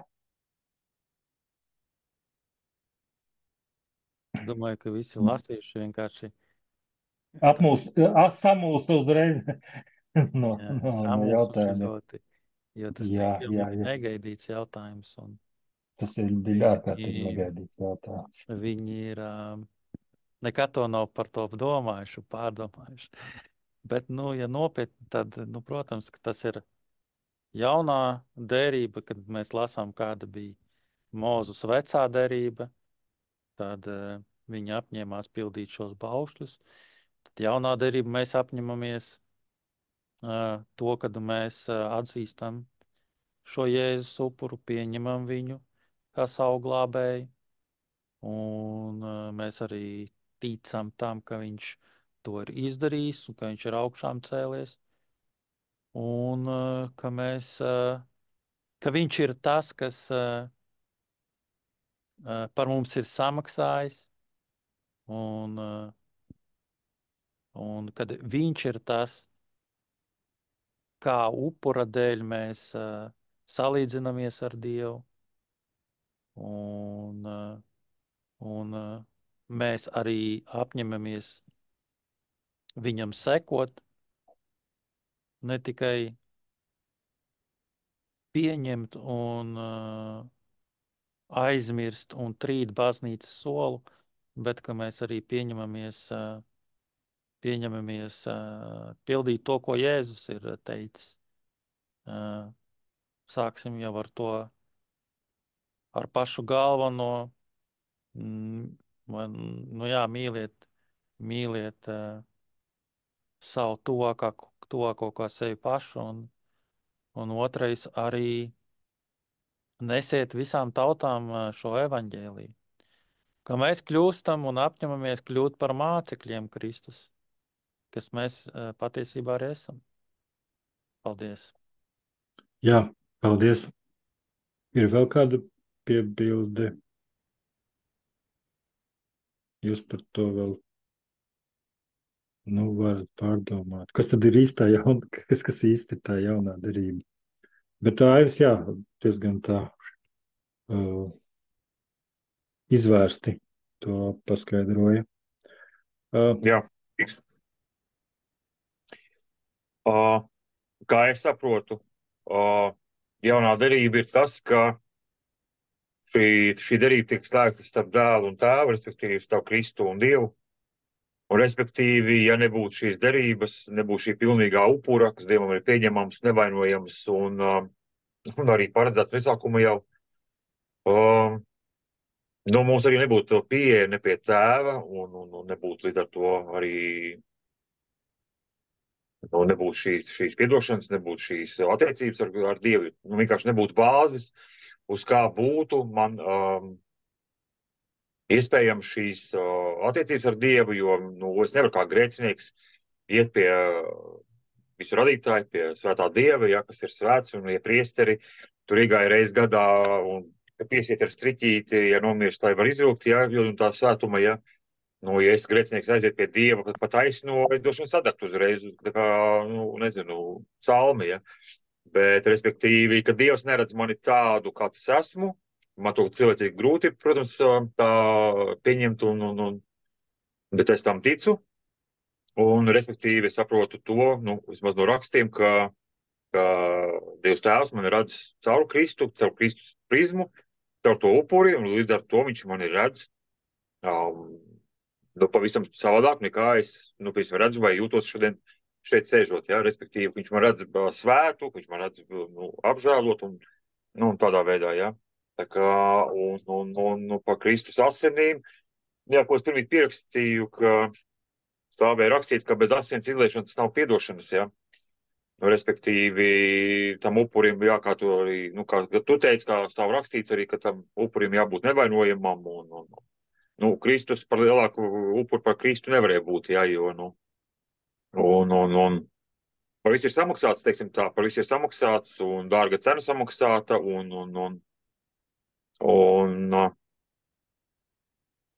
jā, šajā kontekstā tad arī par to arī tad viss, jā. Jā, tā īstumā, paldies. Jā, paldies. Amen. Jā.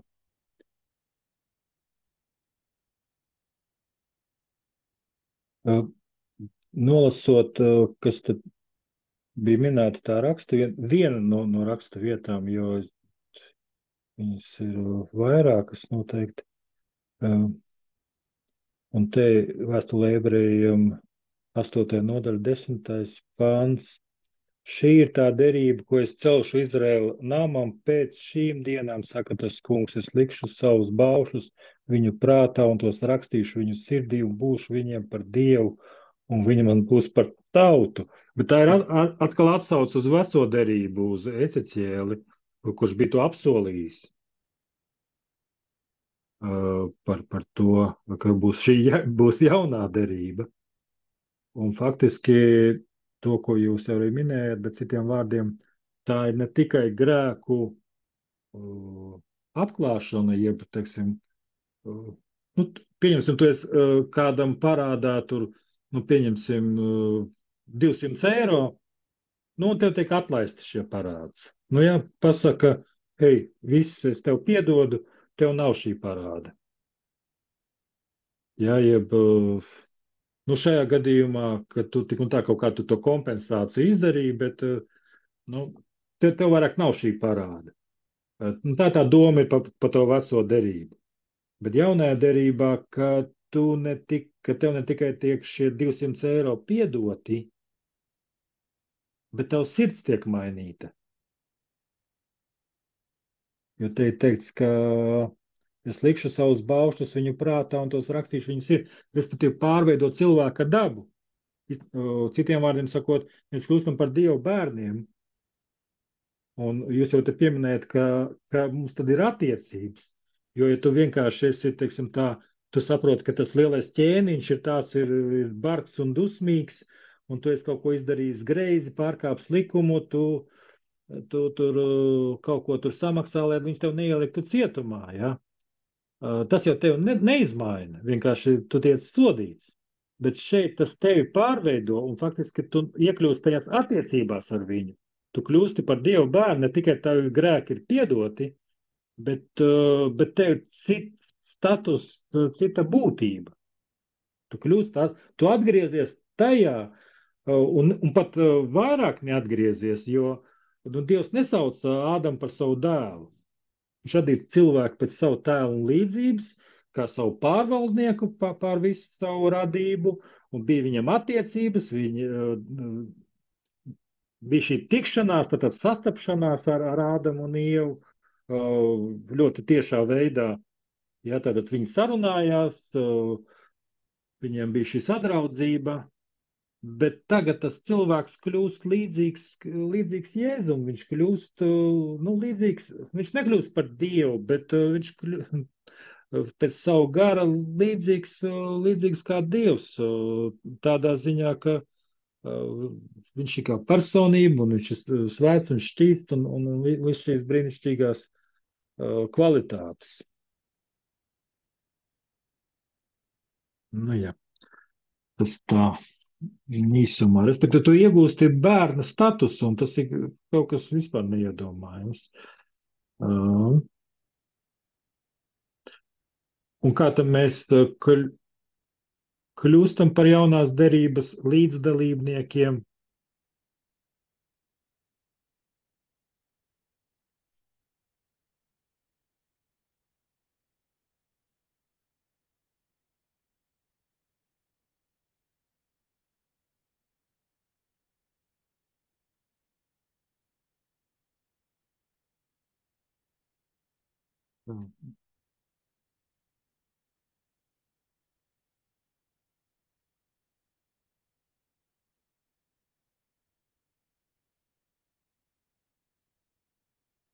Nu, Vēstulē romiešiem, kas te minēts, ir teikts, ja tu ar savu muti apliecinās Jēzu par kungu un savā sirdī ticēsi, ka Dievs viņu uzmodinās no miroņiem, tu tiks izglābts. Nu, respektīvi, šī ir tāda ieejas biļete, ka tu tici gan savā sirdī. Tas nenozīmē, ka tu vienkārši lielā barā tur kaut kādā pasākumā noskaitīji grēcinieku. Tas var būt svarīgs solis, un tas var būt arī, ka notiek šīs pārmaiņas, un to es nekādā ziņā nenoniecinu, bet tā ideja ir tāda, kas sirdī tic. Ka tu ne tikai kompānijas pēc tur, ka muti kaut ko tur noskaitīji, bet tu gan to sirdī tici, gan ar savu muti apliecini. Jēzu par kungu, te teikts. Ko nozīmē par kungu? Tas nozīmē par savu valdnieku. Ir teikts, ka Jēzus ir mūsu glābējs un kungs. Glābējs, ka viņš izglāb mūs no tiem grēkiem, no grēku varas, no sātana varas, no nāves varas. Viņš uznesa visu mūsu sērgas, vājības un grēkus uz krusta, ja, un kļuva par lāstu mūsu vietā, par mūsu grēkiem. Bet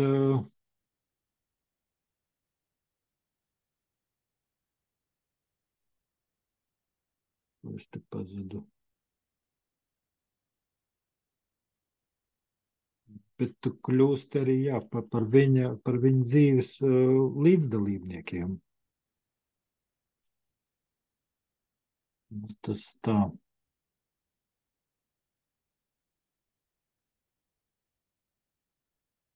Un tā slavenā rakstu vieta, slavenā to, ka, tas ir diezgan daudzās vietās citēts, tas ļoti, ļoti būtiska pāns Bībelē, ka no Jāņa 3,16, ja, jo tik ļoti Dievs pasauli mīlējis, ka viņš devis savu vienpiedzimušo dēlu, lai neviens, kas viņam tic, nepazustu, bet dabūtu mūžīgo dzīvību. Tātad mēs to vēl nepieminējām, ka tā nav tikai grēku piedošana, bet mūžīgās dzīvības saņemšana. Dievišķās dzīvības, ko nozīmē mūžīga, tā kas nekad nebeidzas, līdzīgi kā Dievam. Dievišķā eksistence. Un tā ir kardināla atšķirība no vecās derības upura, kur, protams, tie taisnieki, kas rīkojās pēc tiem likumiem un centās tos darīt, viņi skaitījās par taisnajiem, un mēs lasām, ka Jēzus pēc savas nāves nokāpa ellē. Viņš nokāpa ellē, kāpēc, lai tos cilvēkus, kas līdz viņam bija rīkojušies taisni, bet viņu nebija uz viņu ticējuši, lai viņiem būtu iespēja būt glābtiem, iegūt mūžīgo dzīvību.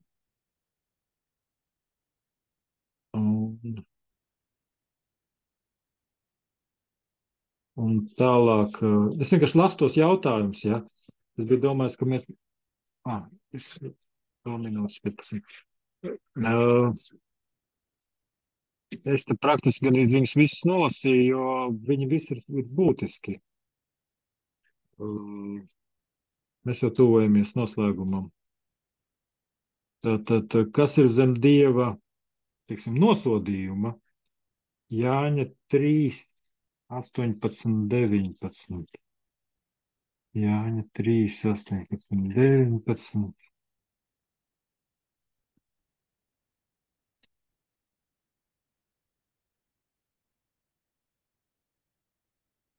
Kas tic viņam, tas ir Jēzum, netiek tiesāts, bet kas netic, ir jau sprieduma dabūjis, tāpēc, ka nav ticējis Dieva vienpiedzimušā dēla vārdam. Bet šī ir tā tiesa, ka gaisma nāk uz pasaulē, bet cilvēkiem tumsība ir bijusi mīļāka par gaismu, tāpēc, ka viņu darbi bija ļauni. Tālāk.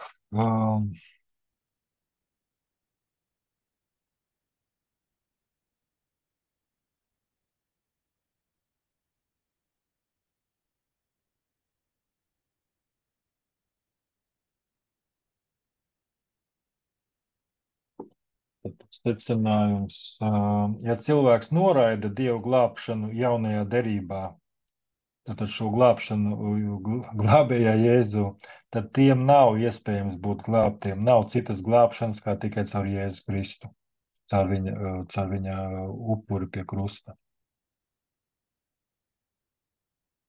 Pretējā gadījumā, ja ir cita glābšanas veidi, glābšana nozīmē ar to, ka cilvēks no savu grēcīgās dabas, kas ir vienalga, vai tu esi piedzimis Ķīnā, vai tu esi piedzimis Āfrikā, vai jebkurā pasaules galā, jebkurā kultūrā, jebkurā reliģiskā sistēmā, vai tu esi islamiešu ģimenē, vai tu esi ateistu ģimenē, vai tu esi kādā ģimenē, mēs visi esam grēcīgi. Vienalga, kāda ir mūsu tā reliģiskā piederība, tā būtiskais jautājums, vai tu esi atgriezies attiecībās ar Dievu, vai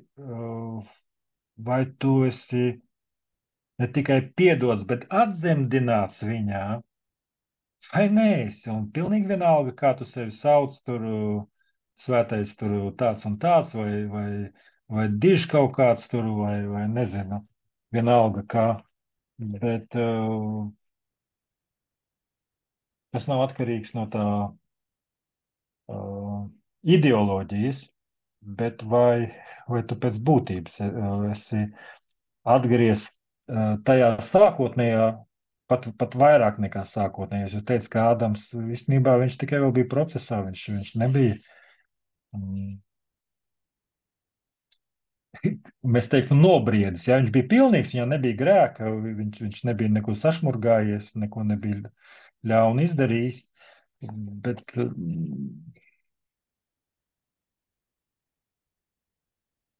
bet viņš vēl tikai tik un tā bija procesā.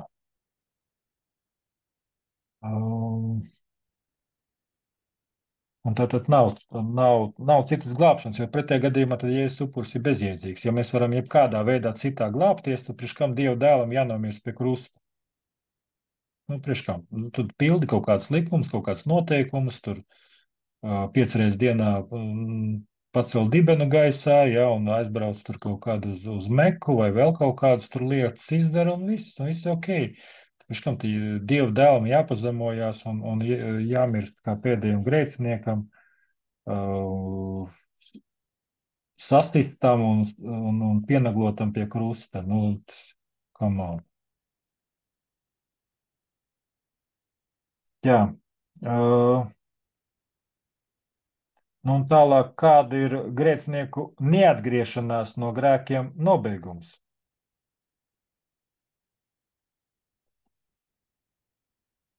Nu, ar ko tas viss beigas? Jo mēs jau runājām, nu, ir brīnišķīgi. Cilvēks var dzīvot, neņemt pierē, ne dievu likumus, tā censties puslīdz nepārkāpt, neko sliktu nedarīt, nebraukt uz sarkanās gaismas, vismaz dienas laikā. Ja, un vēl neko tādu sliktu nedarīt, rūpēties tur pa savējiem un ziedot labdarībai, teiksim, kaut kādam alus festivālam vai tur vēl kaut ko. Nu, labi, hokejam. Nu, hokejam gan ziedot, tā ir svēta lieta, vai ne? Nu, tad skaidrs, ka tu esi labs cilvēks un vispār zelta gabaliņš. Bet, nu, kādreiz tas viss beigsies. Jo mēs ticām Bībeles tie koncepcijai, ka mēs lasījām mēs gan tur cītīgi neizlasījām to pirmo nodaļu, pirmās mūzes grāmatas, bet mēs zinām, ka šī pasaule radās. Nu, tika radīta, precīzi sakot, tika radīta, un mēs ticam arī, ka kaut kad tāda veida pasaule izbeigs savu eksistenci. Šī pasaule aizies bojā. Tā mēs to lasām. Nu, respektīvi, katrā ziņā tiks pārveidot. Un beigās mēs redzam, ka būs jaunas debesis, pat debesis un jauna zeme. Tātad tam tic gan jūdi. Es tagad jau nevaru pateikt, vai tam tic arī musulmaņi, jo viņam diezgan līdzīga tā koncepcija ir. Vismaz viņam arī ir par glābēju, bet viņiem savs glābējs domās, ka laika beigās nāks. Un, protams, ka kristiešiem.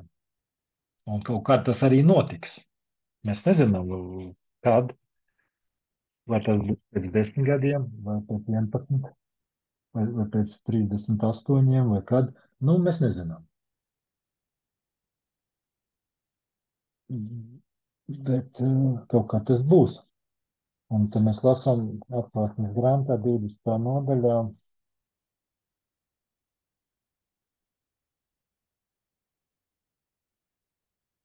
Un 12 līdz 15, tad 20, 12 līdz 15. Es redzēju mirušos lielos un mazos stāvam goda krēslu priekšā, un grāmatas tiks atvērtas. Tiks atvērtas vēl citas grāmatas, vēl cita grāmata, tā ir dzīvības grāmata. Mirušie tiks tiesāti pēc tā, kas rakstīts grāmatās, pēc viņu darbiem. Jūra atdeva savus mirušos, nāve un viņas valstība atdeva savus mirušos, un tie tiks tiesāti ik viens pēc viņa darbiem. Nu, un tā tālāk. Un pēdējais pants, ja kas nebija rakstīts dzīvības grāmatā, to iemeta uguns jūrā. Tāds skarbs noslēgums. Bet un tad mēs varam, bet kā tur dzīvoja kaut kur, kaut kādā ungu bungu ciltī, tur kaut kur džungļos, un neviens baltais evaņģēlists nebija atnācis, viņš nekad mūžā nebija dzirdējis par Jēzu, nu tad viņam ir vakars. Viņš nekad nevar tikt glābts, jo viņš nav dzirdējis evaņģēliju par Jēzu Kristu. Kā tas ir? Kaspar, tu kaut ko saki? Ieslēdz mikrofonu, lai mēs arī dzirdam. Nu jā, šajā sakarā, nē, es nedomāju, ka tas tā būs, jo Dievs ir taisnīgs, Dievs, sāksim ar to, viņš ir mīlestība, bet uz to nevajadzētu vienmēr tā kā izbraukt, jā, ļaunprātīgi domāju. Un viņš Mēs arī neļaus. cenšamies. Bet mēs cenšamies. Jā, bet visa tiesa pieder tēvam, un viņš arī pēc cilvēka sirdsapziņas arī tiesās cilvēkus. Un tā ungu bungu ciltī, es domāju, viņš arī redzēs cilvēku sirds, kā viņi rīkošies dzīvojuši, jo tomēr tā dzīvības dvaša ir iedvesta viņos, un tomēr viņos ir daļa no Dieva. Un, tā kā es nedomāju, ka mums vajadzētu par to domāt, viņš tiks debesīs, netiks debesīs, tas tā baigi subjektīvi, manuprāt. Mēs esam tikai cilvēki, un tiesa pieder tēvam, un tādā ziņā domājot, bet, jā, pārdomas tādas. Jā, un nāc viens vārds, pirms tu to iepriekš teiksi, ka es atceros vai iedeva šo, ka kam Dieva dēls nav, tam nav dzīvības, ja? Bija raksturvietas tāda, ja? Respektīvi, ar to ir pateikts arī, ja tev nav Kristus upura, nav šī atgriešanās, tad tev nav nekā. Tā, īstumā. Šis bija ļoti labs pāns, jā, ko tu teici, nocitēji. Ar ko tad atšķirās tās derības, ja kam nav Kristus, tam nav arī dzīvības, respektīvi no šīs mūžīgās dzīvības. Tā ne tikai grēku piedošana, bet šī dievišķīgums ienāk cilvēkā tikai ticībā uz Jēzu Kristu. To, ko mēs sakām, atzimis no gara, ja piedzimis no augšienes vai kaut kā citādi. Ja. Tad šī dievišķā daba ienāk cilvēkā un ar to, respektīvi, viņš ir iegājis dzīvībā. Viņa tā slēptākā visiekšējākā būtība atzimst, viņa gars atzimst. Un caur to sākās tā apgaismība visam pārējiem viņa personībai. Sākas pestīšanas, teiksim, tas apskaidrības vai šķīstīšanās ceļš vai vienalga, kā mēs to nosaucam. Jā, ok.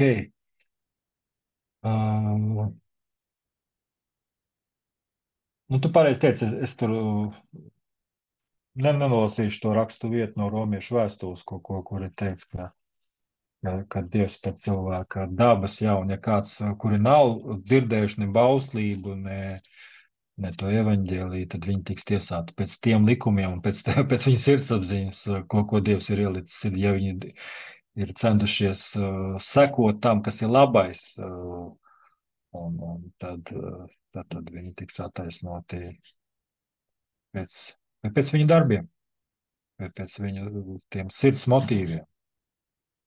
Jo jebkurā tautā, jebkuri cilvēki, kuri cenšas tomēr garīgos principus īstenot, un faktiski Dievs ir ielicis viņu sirdsapziņā, viņu iekšējā cilvēkā sapratni, un viņi cenšas to īstenot. Tālūk, tā kā teic, Dievs ir mīlestība, un Dievs ir taisnība, un Dievs neprasa to no cilvēka, ko viņš nav zinājis. Viņš nav tā kā, respektīvi, viņš skolniekiem atprasa to, kas bijis ir uzdots, to, kas viņam bija zināms. Ok, tad pēdējā, kāda principā ir Dieva griba. Mēs jau īstenībā lasījām, jo tik ļoti Dievs pasauli mīlējis. Pasaules nenozīmē ne tikai kokus, tur upes un puķes, bet ar to domāt cilvēcisko šo pasauli. Viņš tik ļoti mīlēs, ka viņš sūtīs glābēju viņiem, un katrs, kas pieķerās tam, kas to atzīst un kas pieņem to, tad viņam tā ir tā iespēja. Un tad pēdējā rakstu vieta, ko es šodien gribētu nolasīt, ir no 2. Pētera 3. nodaļas 9. 2. Pētera 2. Pētera.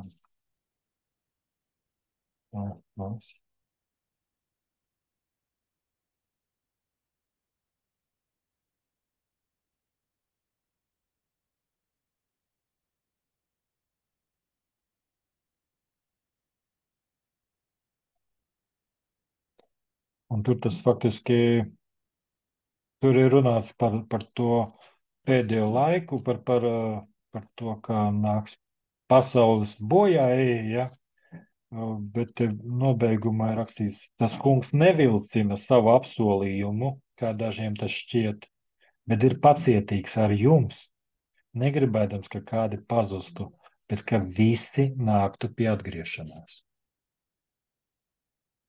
Tātad tā ir Dieva griba, lai visi tiktu glābti. Un tā ir viena no lūkšanām, ko mēs varam lūgt par visiem cilvēkiem. Tā ir Dieva griba. Tā ir Dieva griba uz katru cilvēku. Ko nozīmē atgriešanās? Atgriešanās, tā kā Ādams aizgāja no Dieva, gribēja dzīvot, pats autonomu dzīvi, pats būt Dievs, pats izlemt, ko un kā viņam darīt, un būt pats savs kungs. Tā Dievs aicina, viņš gaida, kad cilvēki atgriezīsies pie viņa atpakaļ. Nekā to, ka viņš tagad vientulīgs tur sēž uz mākonīša un galvu nokāras raud, bet to, ka viņš mīl cilvēks. Viņš mīl cilvēks un viņš nepriecājās par grēcinieku nāvi.